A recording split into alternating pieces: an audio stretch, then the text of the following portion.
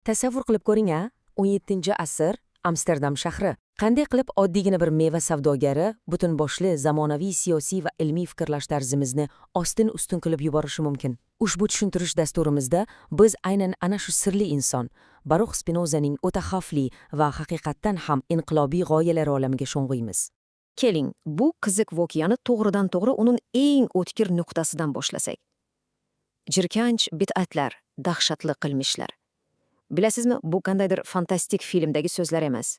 Bu hukm 1656-yilda Amsterdamda oilaviy meva biznesi bilan shug'ullanuvchi Atiga 23 yoshli yigitga nisbatan o'qilgan. O'sha kuni unga o'z jamoasi tarixidagi eng shafqatsiz, eng og'ir va e'tibor bering, keyinchalik ham hech qachon bekor qilinmagan hiram, ya'ni dindan va jamiyatdan butunlay haydash jazosi qo'llangan. Xo'sh, qiziq, nega bunday bo'ldi ekan? Bu jazo qanchalik misli ko'rilmagan darajada dahshatli bo'lganini to'liq his qilishimiz uchun keling uni odatdiy jazolar bilan solishtirib ko'ramiz. Odatda u davrda beriladigan jazolarning aksariyati vaqtinchalik bo'lgan.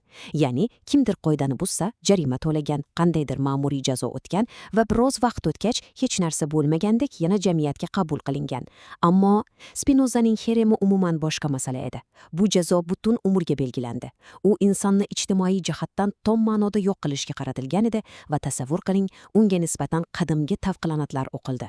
Shunday ekan, hammamizda bir tabiiy va sirli savol tug'iladi. U o'zi qanday dahshatli ish qilib qo'ygan edi?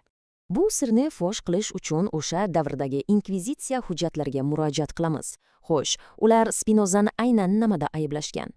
Ularning ko'rsatmalariga ko'ra, Spinoza xudo faqat falsafiy jihatdangina mavjud, inson ruhi esa tana bilan birga mutlaqo o'ladi va muqaddas qonunlar umuman haqiqat emas deb baralla aytgan ekan. Sodda qilib aytganda, u o'z e'tiqodining eng muqaddas va asosiy tamoyillarini inkor etib, tom ma'noda to'liq ateizm chegarasigacha yetib kelgan edi. Birinchi bo'lim: Xudo, tabiat va substansiya bo'yicha izlanishlar. Endi keling emotsiyalarni bir chetga surib qo'yamizda, ushbu tarixiy shov-shuvning qo'q markazida yotgan radikal metafizikani xotirjam mantiqan tahlil qilamiz. Spinoza falsafasini va uning mustahkam poydevorini tushunish uchun biz bitta fundamental atamani juda yaxshi anglab olishimiz kerak. Bu substansiya. Xo'sh, bu nima degani? Bu o'z-o'zidan mavjud bo'lgan va o'z-o'zini anglatimchi reallikdir. Ya'ni uning borligini va mohiyatini tushuntirish uchun boshqa biror tashqi narsaga yoki sababga ehtiyoj yo'q. U ontologik va konseptual jihatdan mutlaqo mustaqil bo'lgan yagona yakuniy borlikdir. Va aynan mana shu joyda Spinoza insoniyat tafakkurida haqiqiy tarixiy burilish yasaydi. U juda katta jasorat bilan shunday ta'kidlaydi: Xudo bu shunchaki tabiatning o'zidir, Deus sive natura. Ya'ni Xudo faqatgina cheksiz atributlardan iborat bo'lgan yagona substansiyadir. Tamom. Tushunyapsizmi, bu nima degani? Shunday qilib Spinoza butun koinotni yuqoridan kuzatib turadigan, insonlarga alohida g'amxo'rlik qiladigan, ularni jazolaydigan yoki qandaydir oliy maqsadni ko'zlaydigan o'sha an'anaviy shaxsiy xudo tushunchasini butunlay va uzil-kesil yo'qqa chiqaradi. Buni mantiqan yanada aniqroq tasavvur qilish uchun Spinoza tabiat nazariyasini ikkita qismga ajratadi. Birinchisi natura naturans, ya'ni yaratuvchi, doimo faol va o'z-o'ziga sababchi bo'lgan tabiat. Ikkinchisi esa natura naturata, ya'ni o'sha faol sabablarning qat'iy va mutlaqo muqarrar natijalari hisoblangan yaratilgan tabiat. Bu degani olamda hech qanday ilohiy bosh reja yoki teleologiya, ya'ni koinotning qandaydir yakuniy ulug' maqsadi yo'q. Hamma narsa shunchaki faol sabablar va ularning tabiiy mexanik natijalaridan iborat xolos. Xo'sh, biz olamning yaratilishi haqidagi bu qat'iy naturalistik g'oyalarni ko'rib chiqdik. Endi esa bularning inson ongiga qanday bog'liqligi borligiga o'tsak. Ikkinchi bo'lim: istaklar psixologiyasi va insonning his-tuyg'ulari. Bilasizmi? Uning bir iqtibosi bor. Har safar o'qiganimda meni qoyil qoldiradi. Men insonning xatti-harakatlari va ishtahosini xuddi chiziqlar, tekisliklar va jismlarni o'rgangandek o'rganaman. Qarang-a. Spinoza insonni tabiatning boshqa jonzotlaridan ustun qo'yadigan va alohida maqom beradigan barcha falsafiy qarashlarni rad etdi. U insonning barcha his-tuyg'ulari va ehtiroslarini xuddi sovuq, aniq geometrik figuralarga qo'llaniladigan qonuniyatlar kabi mexanik tarzda tushuntirishga qaror qildi. Keling, bu inson his-tuyg'ulari geometriyasi aslida qanday ishlashini qadam-ba-qadam ko'rib chiqamiz. Hamma narsa eng asosiy fundamental instinkt conatusdan boshlanadi. Bu tabiatdagi har bir narsaning o'z mavjudligini saqlab qolishga va yashab qolishga bo'lgan oddiy jismoniy intilishidir. Va aynan shu asosiy instinkt kutilmaganda bizda ikkinchi bosqichni, ya'ni quvonch yoki qayg'u kabi affektlarni keltirib chiqaradi. Va nihoyat bu jarayon bizning ongimiz bilan birlashganda uchinchi bosqich, ya'ni o'zimiz yaxshi bilgan istak yoxud xohishga aylanadi. Xulosa qilsak, biz his qiladigan barcha ehtirosli istaklarimiz aslida shunchaki omon qolish va kuch yig'ishga qaratilgan qattiq jismoniy mexanizmlar ekan.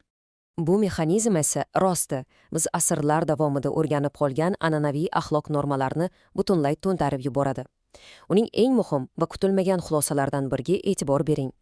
Biz narsalarni ularning yaxshi bo'lgani uchun xohlamaymiz, aksincha, xohlaganimiz uchungina ularni yaxshi deb hisoblaymiz. Buning ma'nosini chaqib ko'ryapsizmi? Bizning istaklarimiz shunchaki bizni quvonch va kuch-quvvat sari undovchi qat'iy tabiiy mexanizmlar xolos.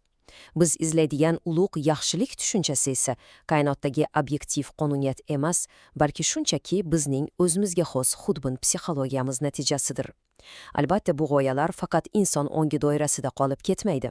Ular yanada kengayib, makro miqyosga, ya'ni butun boshli jamiyatlar va siyosiy davlatlarga qadar yetib boradi. 3-bo'lim davlat va olomon konsepsiyasi. Agar siyosat falsafasining eng yirik namoyandalaridan biri Thomas Hobbes va Spinozaning davlat haqidagi qarashlarini taqqoslaydigan bo'lsak, farq juda katta ekanini ko'ramiz. Hobbesning fikricha, biz yaratgan fuqarolik davlati bu shunchaki yovvoyi tabiat holatidan, aniqrog'i, hammaga qarshi dushman bo'lgan qonli qirg'indan qochishi uchun insoniyat tomonidan sun'iy ravishda o'ylab topilgan yechim. Ammo Spinozaning qat'iy naturalistik qarashlarida manzara umuman boshqacha. Uning uchun davlat insoniyatni tabiatdan uzib turuvchi qandaydir sun'iy vosita emas. Aksincha, fuqarolik davlatining o'zi olomonning yashashga va kuchga bo'lgan jamoaviy intilishlarining qonuniy va mutlaqo tabiiy davomidir. Tabiiy huquq bu bor yo'g'i jamoaviy qudrat va kuchning namoyon bo'lishi xolos. Tasavvur qiling, Spinozaning ushbu konsepsiyalari asrlar o'tib, bugungi kunda ham juda faol qo'llaniladi. Masalan, Michael Hart va Antonio Negri kabi zamonaviy nazariyachilar Spinozaning olomon yoxud multitude tushunchasidan bugungi iqtisodiy jarayonlarni tushuntirishda foydalanishadi. Ular ishchilarning global imperiyaga ko'rsatayotgan ta'sirini, bu harakatlarning hayotiy siyosatini aynan Spinozaga tayangan holda izohlashadi.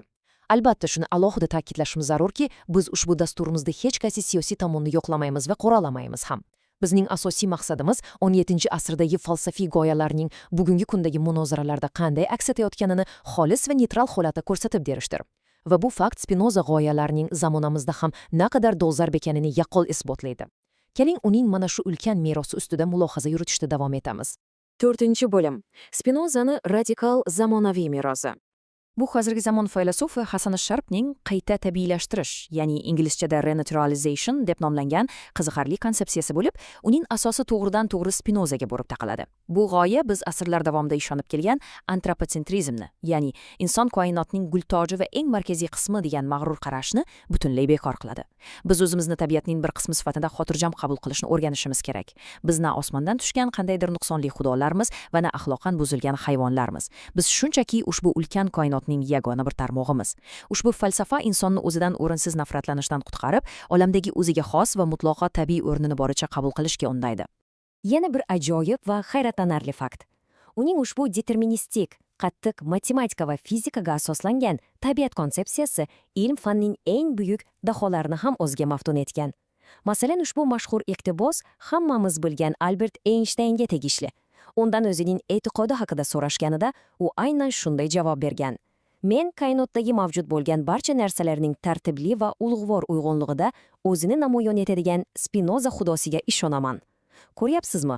Einsteinning koinotdagi o'zgarmas fizika qonunlariga bo'lgan cheksiz ishonchi ham bevosita ushbu gollandiyalik filosofning ta'sirida shakllangan ekan. Va nihoyat ushbu tushuntirish dasturimiz yakunida hamma narsani sarhisob qilar ekanmiz, men sizning o'y-hayollaringizni bitta juda o'tkir va fundamental savol bilan band qilmoqchiman. Agar butun koinot, shu jumladan bizning miyamiz ham faqatgina o'zgarmas sabab va oqibatlardan iborat bo'lsa, agar bizning eng muhim qarorlarimiz va istaklarimiz ham shunchaki tabiat fizikasining qat'iy va muqarrar natijasi bo'ladigan bo'lsa, xo'sh, unda biz qachondir haqiqatdan ham erkin bo'la olamizmi? Yoki asrlar davomida e'zozlab keladigan erkin iroda degan tushunchamiz shunchaki o'zimizdagi tabiiy jarayonlarni anglaganimizdan tug'ilgan insoniy xudbin illyuziyami xolos? Buni endi o'zingiz chuqur o'ylab ko'ring. E'tiboringiz va biz bilan birga bo'lganingiz uchun rahmat.